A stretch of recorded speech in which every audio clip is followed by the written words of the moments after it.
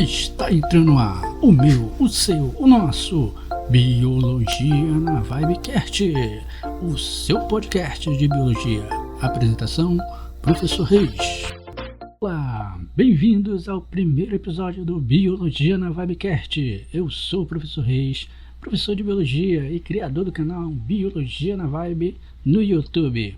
Esse podcast foi criado para trazer para você uma nova forma de aprender biologia, explorando como ela está presente em praticamente todos os aspectos das nossas vidas.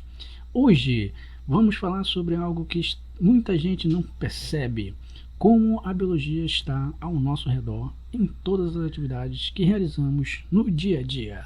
Então, vem comigo nessa vibe!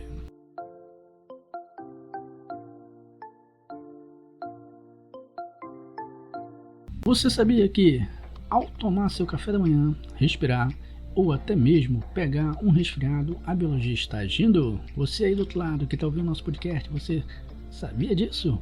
Vamos entender como isso funciona. Nesse episódio eu vou explicar como a biologia influencia nossas vidas de forma que talvez você nunca tenha imaginado.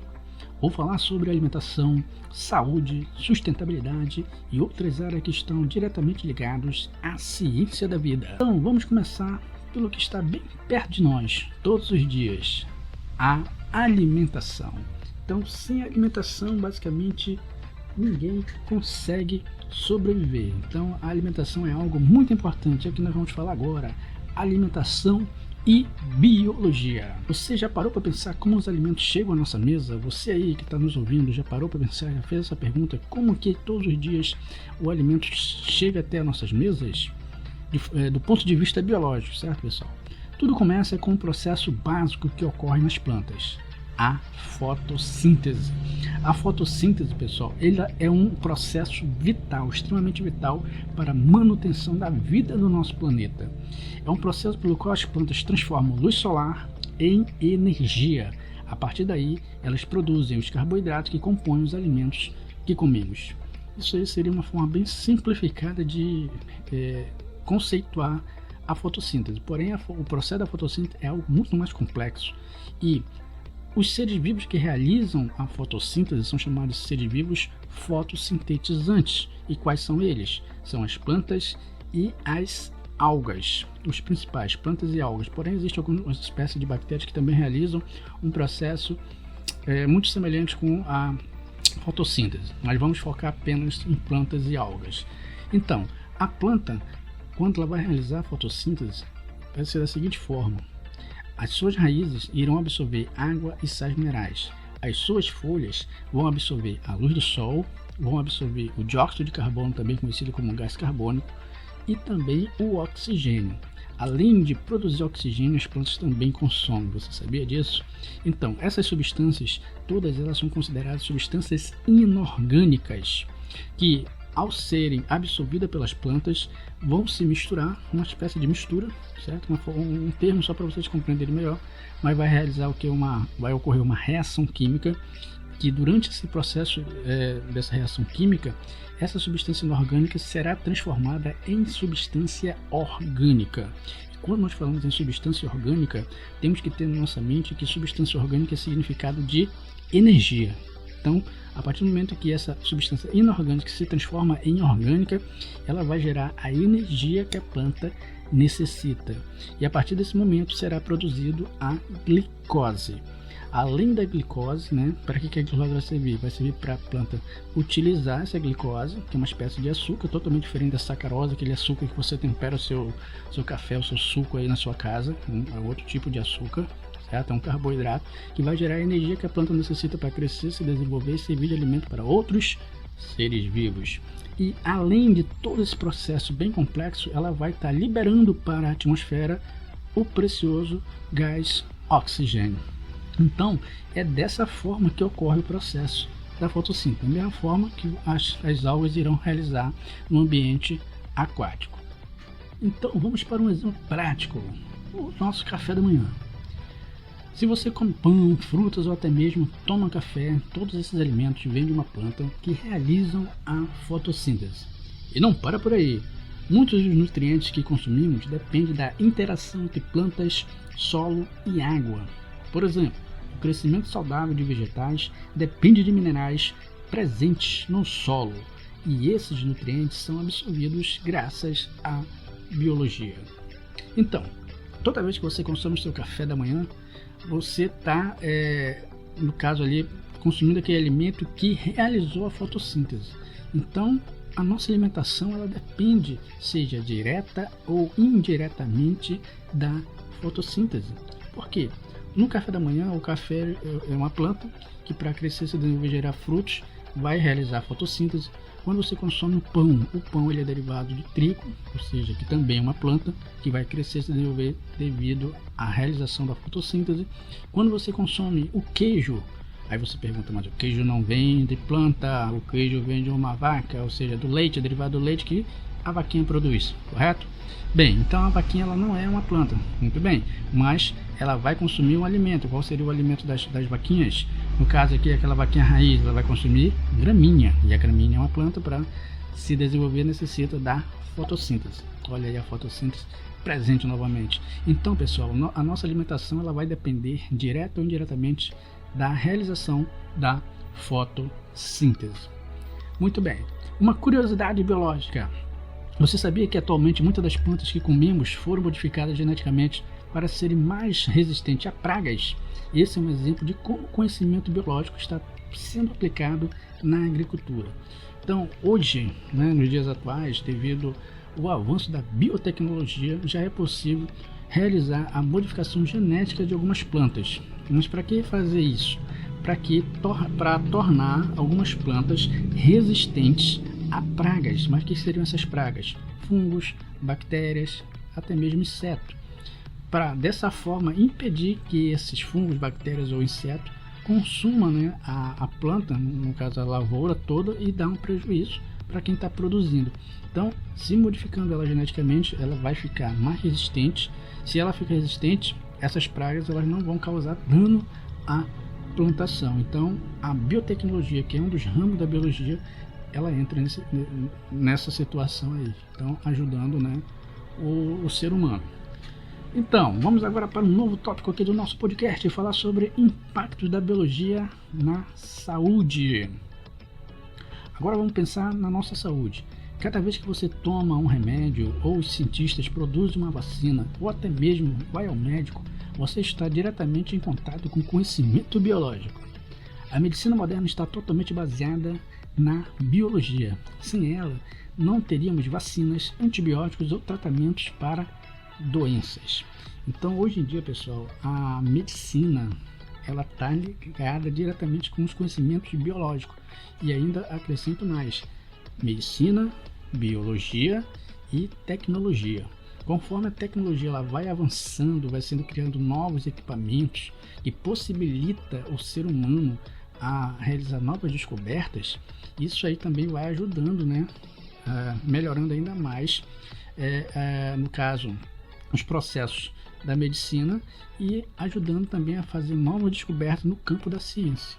Então, ciência, medicina e tecnologia, eles andam lado a lado. Dessa forma, quem vai ser beneficiado? O ser humano. Se, por exemplo, cria-se um novo microscópio muito mais potente do que nós temos hoje, isso vai facilitar a visualização de micro-organismos muito pequenos, no caso, estruturas virais, por exemplo. Bem que hoje em dia já é possível, mas algum tempo atrás não era. Com o avanço da tecnologia, consequentemente teve a evolução do microscópio que possibilitou o ser humano visualizar um vírus, que a partir dessa visualização foi possível estudar como que esse vírus era formado, para consequentemente saber como ele agia, e dessa forma obter esse conhecimento para tentar curar algumas doenças que eram causadas por determinado tipo de vírus. Entenderam? Então, biologia, medicina e tecnologia, elas andam ali lado a lado. E vamos ter como exemplo prático aqui a vacina. Vamos pegar o exemplo das vacinas. Elas funcionam estimulando o sistema imunológico a reconhecer e combater vírus e bactérias. E isso é possível graças ao estudo detalhado dos micro-organismos que a biologia nos permite entender. Recentemente, As vacinas de RNA usadas contra a Covid-19 mostraram o quão avançado nosso entendimento biológico se tornou. Agora, conseguimos criar defesa contra vírus como uma velocidade sem precedentes. Então, a vacina é algo que possibilita, né, fazer com que a população ela fique protegida contra determinados tipos de doenças. E o que consiste a vacina? De uma forma bem simples, para que todos entendam. Ela, na realidade, vai ser introduzido no organismo humano ou um vírus ou uma bactéria atenuada. O que isso quer dizer? Que não vai causar dano nenhum àquela pessoa. Porém, a partir do momento que esse vírus ou bactéria atenuado entra em contato com o organismo humano, automaticamente o nosso sistema imunológico ele irá produzir uma defesa. Essa defesa se chama anticorpos.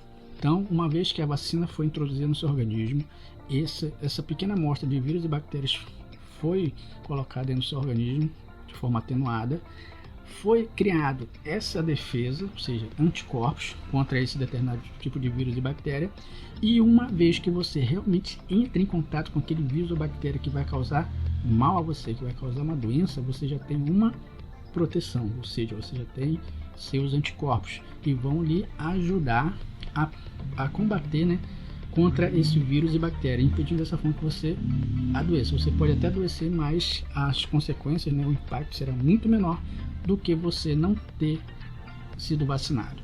Beleza? Então, agora vamos falar sobre a biologia e sustentabilidade. Certo? Bem, vamos para um exemplo prático também dentro dessa questão da saúde. Lavar as mãos. O simples ato de lavar as mãos, pessoal, é algo extremamente importante. Além disso, pense em algo tão simples como lavar as mãos. Ao fazer isso, estamos eliminando micro-organismos que poderiam nos causar doenças. Então, daí a importância de você sempre estar lavando as mãos antes e depois das refeições, depois de utilizar o banheiro, enfim, sempre estar higienizando suas mãos. Dessa forma, você vai estar evitando, né, o acúmulo de bactérias, micro-organismos que podem causar doenças ao seu organismo. Agora, vamos para o próximo tópico: impacto da biologia no meio ambiente. Vamos agora para outro tema fundamental. A biologia também nos ajuda a cuidar do planeta e viver de forma mais sustentável.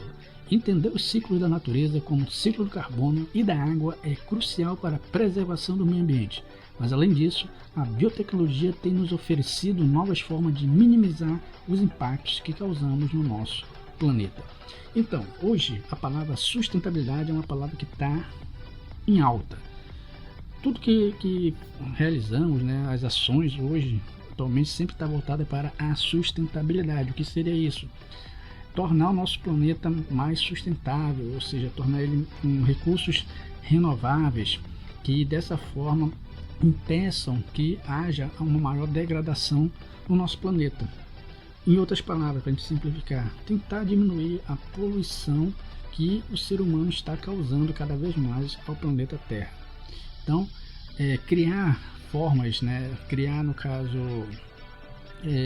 formas de viver de forma mais sustentável, isso facilitaria, né, as nossas vidas e também ajudaria o nosso planeta. Um exemplo disso seria a reciclagem biológica. Você sabia que muitos materiais que consideramos lixo podem ser reciclados por meio biológico, por processos biológicos? Por exemplo, fungos estão sendo estudados para criar materiais biodegradáveis que podem substituir o plástico. Hoje em dia, o consumo de plástico está altíssimo, porque tudo que nós consumimos, o plástico vem junto. Por exemplo, no nosso cotidiano ali, você vai na padaria comprar um pãozinho, o pão vem dentro de uma sacola plástica. Você vai no supermercado fazer compras, o material vem dentro de uma sacola plástica. E às vezes, né, na maioria das vezes, essa sacolinha plástica, ela vai parar onde? Na rua, nos terrenos baldios, enfim, vai estar aumentando a poluição do nosso solo. E esse material plástico que é produzido, ele leva bastante tempo para ser degradado. Ele não é degradado do dia para a noite. Pensando nisso, o que aconteceu? Já existem, né, iniciativas, até mesmo projetos, né, para a criação de plásticos biodegradáveis através de algumas espécies de fungos.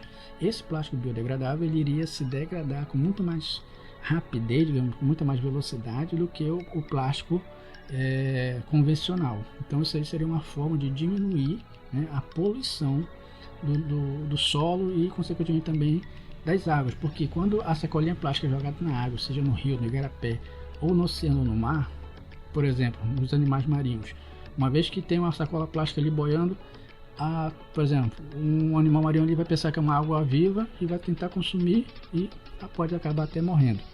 Então, no caso, esse consumo de plástico ele está causando muito dano ao nosso meio ambiente. Então, a produção de plásticos biodegradáveis que vão se degradar com muito mais rapidez no ambiente seria uma das soluções mais viáveis no momento. Agora vamos falar de um outro exemplo, a energia renovável.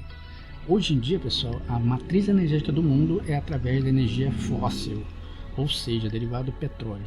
Tudo que nós consumimos hoje vem derivado do petróleo. Então, para tentar reduzir isso, porque a energia produzida pelo petróleo ela causa uma grande quantidade de poluição, principalmente de gases poluentes que vão estar sendo jogados na nossa atmosfera, ajudando, né, no aumento da temperatura do planeta, enfim, todo esse processo.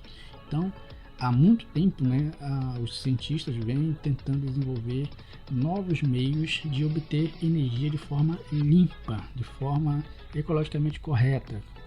Quais seriam elas?